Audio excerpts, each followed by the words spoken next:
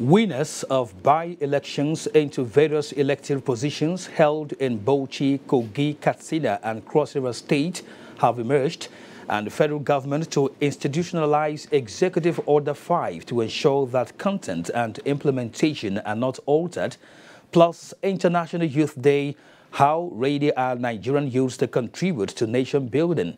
This will be our topic of discussion on Panorama today with me, Kene Ima Aborike. Welcome.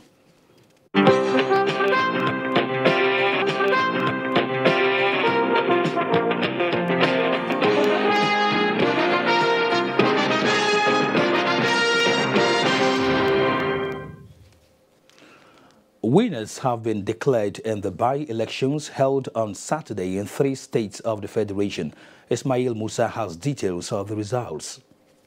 The INEC returning officer for Katsina North Senatorial District, Professor Hudu Abdullahi, has declared All Progressive Congress APC candidate Ahmed Baba Keita as the winner of the by-election held on Sunday.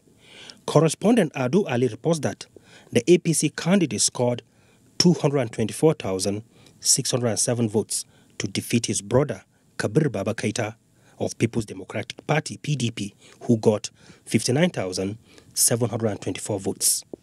Ahmed Baba Keita of APC, having satisfied the requirements of the law and scored the highest number of votes, is hereby declared the winner and is returned elected. Similarly, INEC has declared Haruna Isa of the All Progressive Congress APC as the winner of the by-election for Lokoja Kogi Federal Constituency with a total of 26,860 votes. Haruna Isa of APC, having satisfied the requirements of the law and scored the highest number of votes, is hereby declared the winner. And from Bauchi, Abbas Mekano reports that Lawal Yahaya Gumau was declared winner in the Bauchi South Senatorial by-election after pulling 119,489 votes. Lawal Yahaya Gumau of APC, having satisfied the requirements of the law and scored the highest number of votes, is hereby declared the winner and is returned elected. National Chairman of the All Progressives Congress, Comrade Adams Oshiomhole, says he will uphold the doctrine of party discipline and loyalty to effectively project to the people the core values of APC as a party for progressives. This, he notes, is to further justify and demonstrate that APC as a governing party has the capacity to be trusted with the destiny of the nation. Political correspondent Salihu Abdullahi reports. The Federal Executive under my watch will not seek to encroach on the duties and functions of the legislative and judicial arms of government. The law enforcing authorities will be charged to operate within the Constitution. President Muhammadu Buhari, at inauguration of the coming of the APC-led administration in the country on May 29, 2015, the All Progressives Congress as a political party has by this assertion by President Muhammadu Buhari affirmed his resoluteness to pursue governance within the confines of democratic tenets as a platform for functional development of the nation. This, the current party chairman, Comrade Adams Oshiomhole, has continued to reiterate and re-emphasized that the APC does not only believe in democracy, but also practices it. In this direction, Comrade Adams Oshiomhole re-emphasized that any segment of the party or group or individual party member in any of the institutions of governance or party practice that goes against those ideas of democracy is not eligible to be a member or to continue to be a member or even to occupy public office under the banner of APC. Comrade Adams Oshiomhole is speaking against the backdrop of what he described as undemocratic development at the Senate in recent time. How can a presiding officer arrive at such a conclusion that there was a plan to carry out an illegal impeachment until an action takes place how can you determine the status? If impeachment by itself is unlawful, the act of impeachment, if it is unlawful, then you can probably understand where he's coming from. But the truth is, it is lawful to impeach anyone, including the President of the Senate, including the Deputy President of the Senate, if the number required to do so is present. They had told the world that they have adjourned till 25th of September. Meanwhile, about 50 PDP senators were in the Senate. And for effect, they imported hundreds of talks that molested one or two of our members that they cited in the premises of the Senate. The chairman added that the party will continue to operate through its representatives at all levels in line with its core vision of upholding the principle of true democratic norms and values.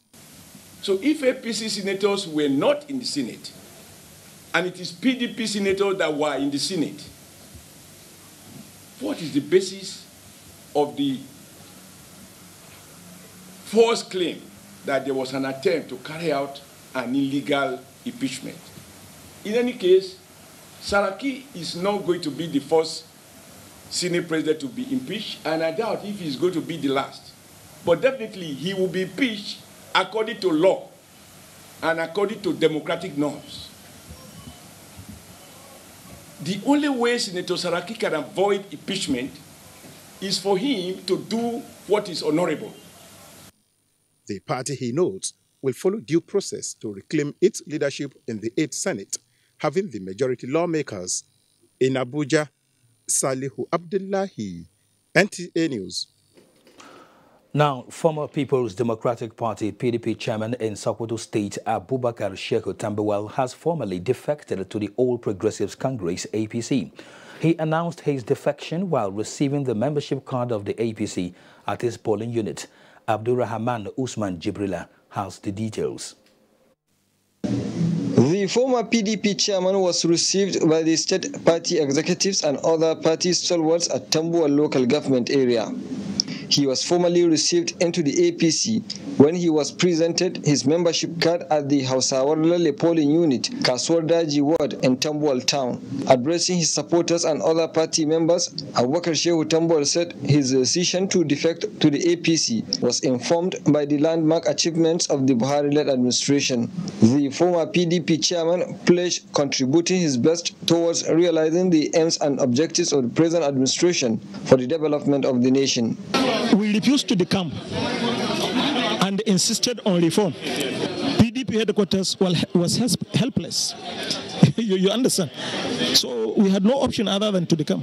We are not having any grievances. We are not allowed to participate. That's all.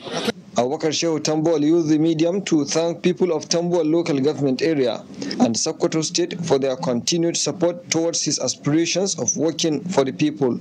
Some party stalwarts who spoke at the event reaffirmed their continued support and loyalty to the Buhari administration under the APC for a better nation. In Sokoto, Abraham Usman Jibrila, NTA News. The federal government has assured Nigerians that in view of the importance of the Executive Order 5 recently signed by President Muhammadu Buhari, a law will soon be made to institutionalize the order to ensure its content and implementation are not altered after this administration for the rapid development of the country. Minister of Science and Technology Dr. Obonaya Ono confirmed this at the North Central Dialogue on the President's Executive Order No. 5 for planning and execution of Nigeria's content in contracts and science, engineering and technology. Justin Bemuni reports. The reason it became absolutely necessary for the order to come up now, the minister reiterated, is because it is important Nigeria starts producing, manufacturing, innovating, and managing her technological and scientific developments to stop importation. The minister wants Nigerians to see the importance of the order and own it as well as live it, emphasizing that his passion for the order blooms because he believes it targets specifically the well-being of the younger generation. It affects the lives of all Nigerians.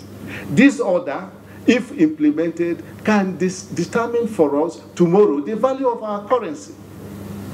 It can help us solve the problem of unemployment. It can create wealth for us. It can help us grow the economy. Small-scale industries will emerge everywhere. He encouraged Nigerians to be self-confident as the nation has the best of intelligence in the world and that the federal government aims at bringing the intelligence to use in the country in making a measurable progress in development. Other related professionals as well as the general public were invited for the North Central Dialogue on Executive Order 5, which directs that procuring entities shall give preference to Nigerian companies and firms in the award of contracts in line with Public Procurement Act 2007. Justin Bemunyi, NTA News. The National Population Commission says it is poised to reawaken the patriotic zeal of Nigerians to register births and deaths with a view to enhancing effective planning and policy implementations in the country. Chairman of the Commission, Eze Durihoma, re-echoed this at the maiden edition of the Africa Civil Registration and Vital Statistics Day in Abuja. Olajide Bello has the report. With the theme promoting innovative universal civil registration and vital statistics system for good governance and better lives, the day is to increase public awareness on the importance of making everyone visible in Africa through a well-functioning data collection and management system. Therefore, the maiden commemoration of the 2018 African Civil Registration and Vital Statistics Day is to brainstorm on innovative ways of improving civil registration for enhanced national development. We have commenced the first migration from the hitherto manual method to full automation of our vital registration and data coverage processes, and this definitely will guarantee an enduring complete universal coverage of the country in no distant time. It helped to create inclusive society, protection of human rights, ensuring proper delivery of public services, and tackling inequalities. If we have a functional CRVS, we will have data on all the population dynamics: fertility, mortality, and migration. A 5-year strategic action plan on civil registration and vital statistics was inaugurated at the maiden commemoration in Abuja. Olajide Bello, NTA News. Now, 12th August every year is International Youth Day, a day set aside to celebrate the role and contributions of youth as essential partners in nation building and raise awareness on the challenges they face globally. Olayinka Ojo in this report takes a look at the year's theme, Safe Space for Youth. The United Nations General Assembly in 1999 first designated 12th August as International Youth Day. UN statistics indicates that there are currently 1.8 billion young people between the ages of 15 and 24 in the world. But 1 in 10 of the world's children live in conflict zones, and 24 million of them are out of school. Political instability, labor market challenges, and limited space for political and civic participation have led to the increasing isolation of youths in the society. This is why the United Nations Secretary General Antonio Guterres, in his message, said, "The hope of the world rests on young people." I believe in the power of young people. Peace, economic dynamism, social justice, tolerance, all these and more depends on tapping into the potential of youth. With the theme, Safe Space for Youth, young people need safe spaces where they can come together, engage in activities related to their diverse needs and interests through participation in decision-making processes. We need to first orient ourselves. We need to understand what we as nation builders are supposed to be doing. We need to give people somewhere to express themselves. The general consensus of these young people is that when youths have safe spaces to engage, they can effectively contribute to national development, including building peace and social cohesion. Olayinka Ojo, NTA News. We are now being joined by former President of National Youth Council of Nigeria, Abdurrahman Agbola, thanks for joining us. Good afternoon, sir. Having seen the report by Olayinka Ojo, how apt is the theme of this year's celebration, Safe Space for Youth? Well, the theme of this year's celebration of the International Youth Day, Safe Space for Youth, is very apt. Because when you look at the situation of the country today, you will discover that Nigeria, under the current administration, is getting safer than before. In the real sense of it, when this administration came on board in 2015, you will discover it inherited absolute insecurity in the nation. And without proper security and protection of life and properties, there's no way the youth can be safe. Now, creating safe spaces for youth goes beyond mere utterances. It has to do with the government getting the security apparatuses more involved in taming insecurity at all level. When the country is well secured, the youth can have more opportunities to thrive. Entrepreneurs can only thrive among youth when these spaces are safe. When you look at it from a holistic angle, the youth themselves need to understand the dynamics of politics that is going on in the country.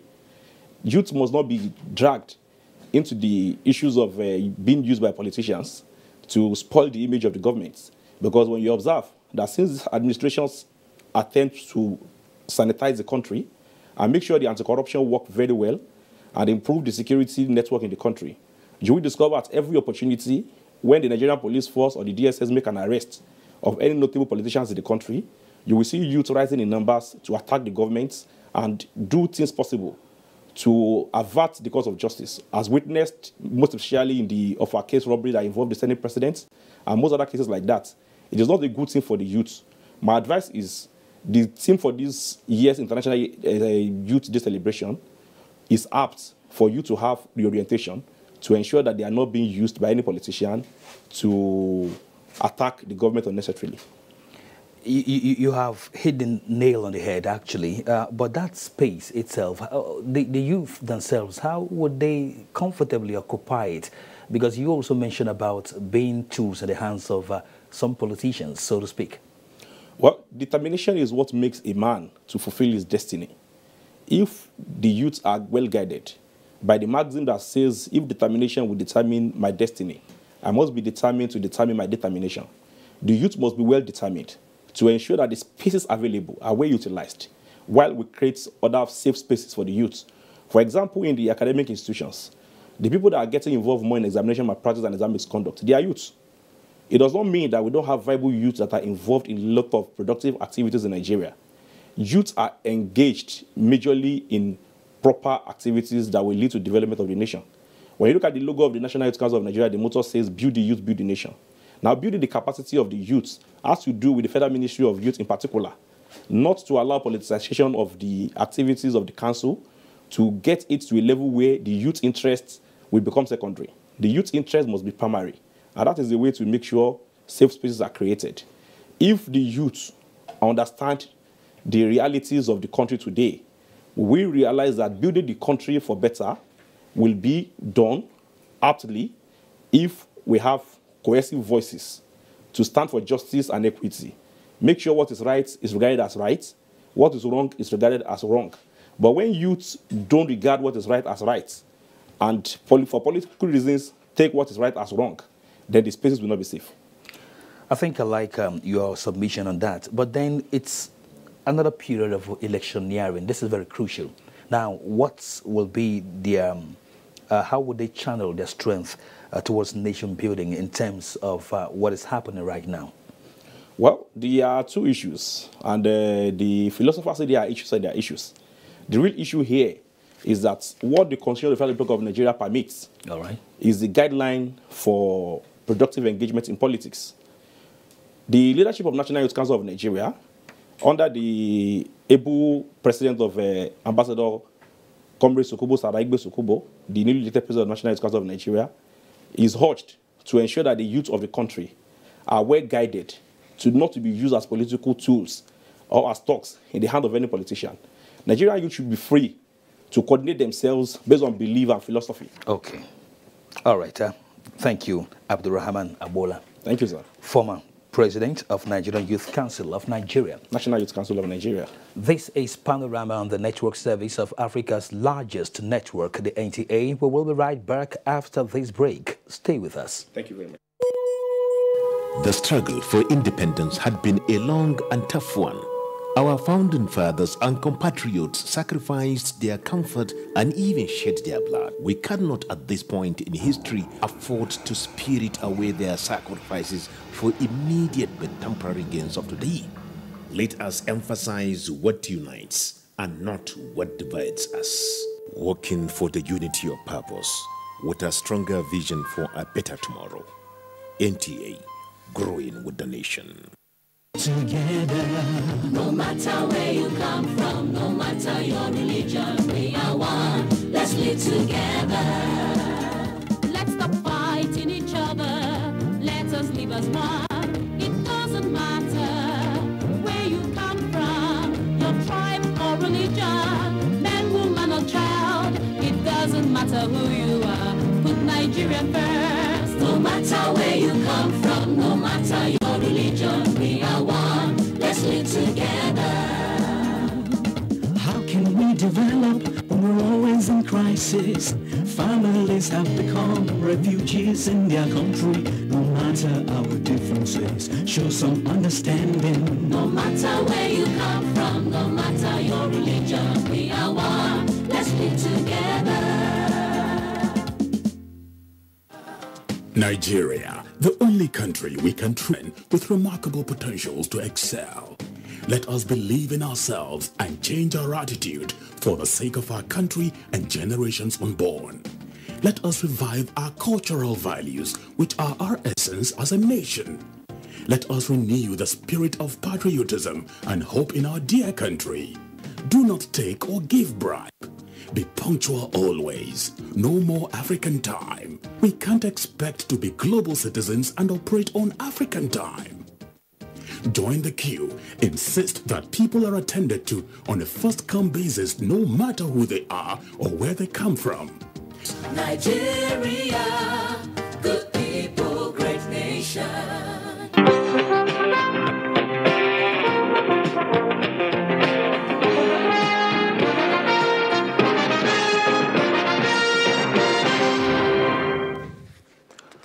Now to sports. Nigeria's Aruna Quadri beat Antoine Hatchard of France in the ITTF Challenge Open Men's Final as Nigeria men's rugby team returns to the international scene with big win over Nigeria.